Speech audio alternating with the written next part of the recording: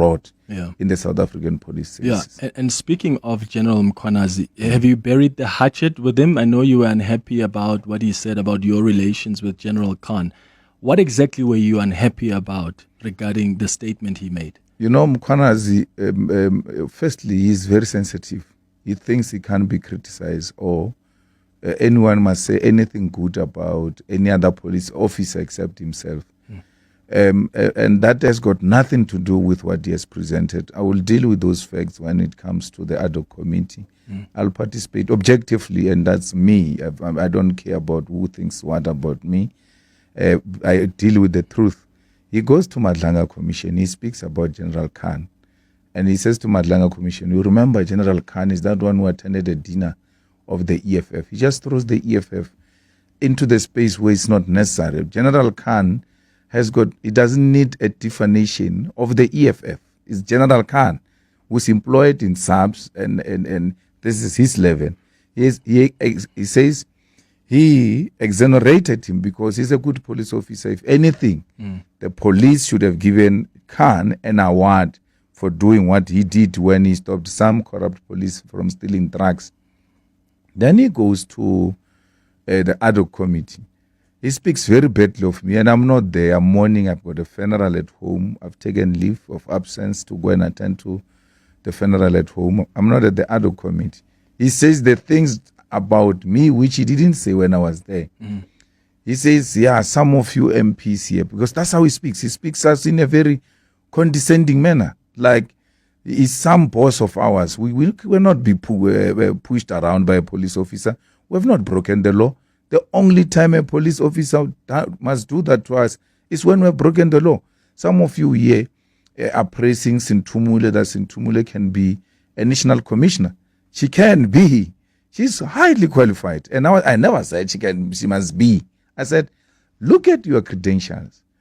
They get destroyed by a spur of a moment because you interacted with a criminal. And all of that work you did in the police gets destroyed. But if we're to look for a female a national commissioner, you stand a very good chance, but you messed it up by entangling yourself with criminals. That I spoke good about Sintumule, and that Sintumule can be a national commissioner and not him. That is an offense, because if you don't speak about him as a national commissioner, he takes offense about that. And he says, yeah, Malema, who is known, Khan who's very known to Julius Malema and all of that. But he doesn't tell how, and he says, I met Malema through Khan. He doesn't tell how he met me. He called, I went, and if we had a media with research capacity in South Africa, you should be playing that clip. I went to a rally in KZN. I criticized him about AKA's matter.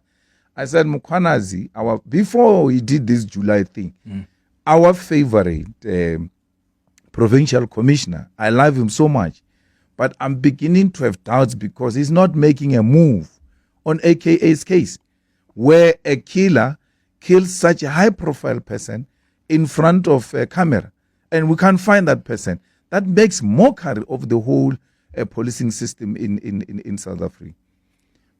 Sensitive Mkwanazi couldn't take that criticism.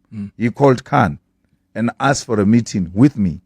And Khan called me. Khan is well known. Khan is a comrade, well known to me. I knew him from the ANC time.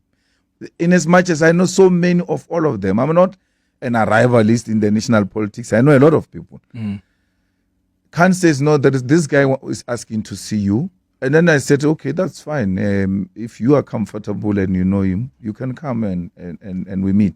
He comes with Khan. Vianney Pambu was there. Vianney received them into the meeting. And that's when he gave me a brief about AK's case. And said the guys are arrested, but they're not arrested because of AKA's case. They are arrested about something else. I'm just at the tail end of finishing the evidence on AKA's matter. Then I'm going to charge them with AKA's matter.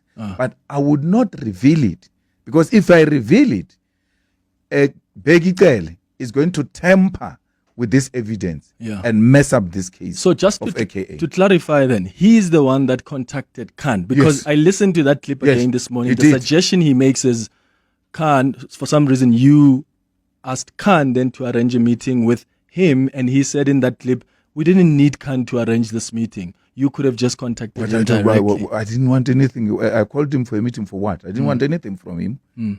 What did he? When I called him, he must say I called Khan to call him because of what? Mm. You know, I once said in a press conference, General Masemola can't send an email. He can't type. He's got no capacity. He can't send an email.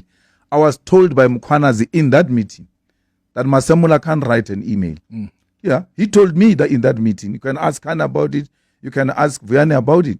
And that's when I was confident to say it in public, because it came from a credible corp, that the National Commissioner doesn't know how to send an email, and he has surrounded himself with female generals because he's scared of male generals who are going to challenge him because he's got no capacity. And I said that. I repeated that in public in confidence because I was told by him. There are people who've characterized your criticism of Mkwanazi as an attack. I even saw Mbuyiseni Ndlonzi tweeting that, you know, Mkwanazi must be shielded from all petty, egotistical, pompous, and parasitic attacks.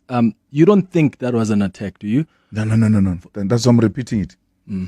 Anyone can hold any view, any short syndrome man's view on this matter. I don't care. I've got my own views and I speak facts.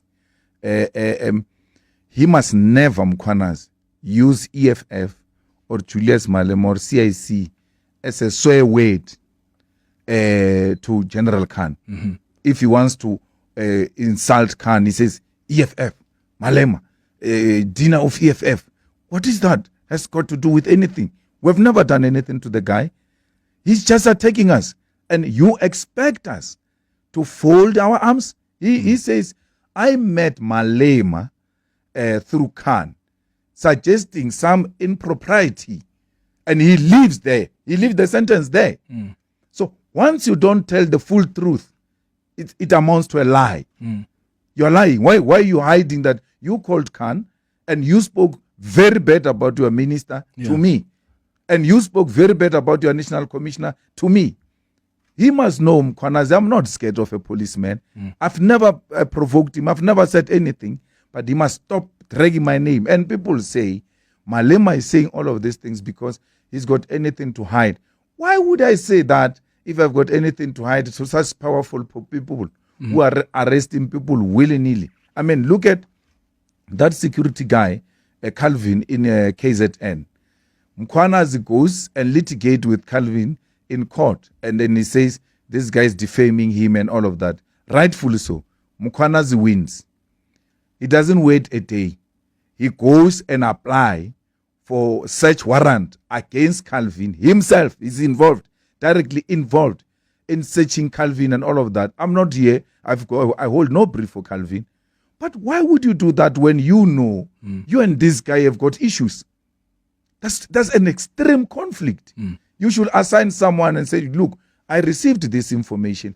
Please deal with it, because if I deal with it, it's going to appear like I'm revenging because I was with this guy just yesterday or in the morning with him in court. Yeah.